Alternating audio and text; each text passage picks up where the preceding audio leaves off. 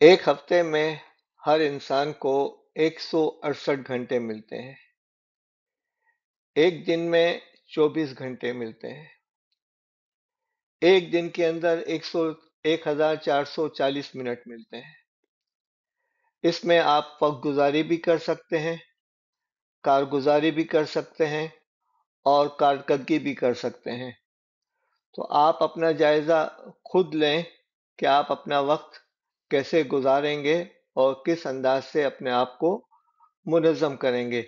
ये चार्ट आप 3 हफ्ते तक तसलसल के साथ भरें तो आपको इसके इफादियत का एहसास होगा और आप अपने आप को मैनेज कर सकेंगे, अपने आप को कंट्रोल करने की पोजीशन में आ जाएंगे।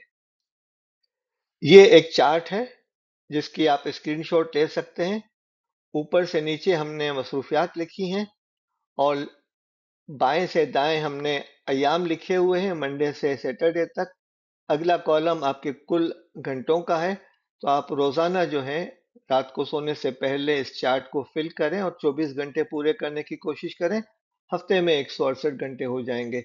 जब हफ्ता गुजर जाए तो उस शाम को बैठकर आप जायजा लें कि आप इतने में कितने जो घंटे आपके गुजरे हैं उसमें से कितने घंटे बामकसद और आपकी वैल्यूज और नस्बुलैन के मुताबिक गुजरे हैं, कितने घंटे जो हैं वो मुफीद गुजरे हैं और कितने घंटे ऐसे हैं जो वक्त गुजारी में गुजरे हैं और कितने घंटे जो हैं वो नुकसानदेह गुजरे हैं।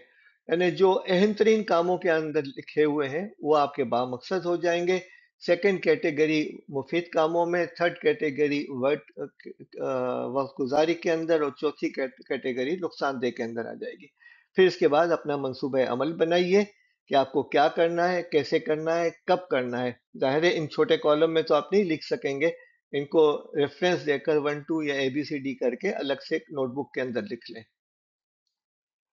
हमने नोटबुक का जिक्र किया। नोटबुक आप डिजिटल भी बना सकते हैं, पेपर भी बना सकते हैं। इसे बाकायदगी से अपडेट करते रहें, हफ्तावार जायजा लें, अगले हफ्ते के करने के कामों की फहरिस्त बनाइए, अगले हफ्ते के न करने के कामों की फहरिस्त बनाइए, चार्ट्स, फ्रेम्स और टेम्पलेट से फायदा उठाइए।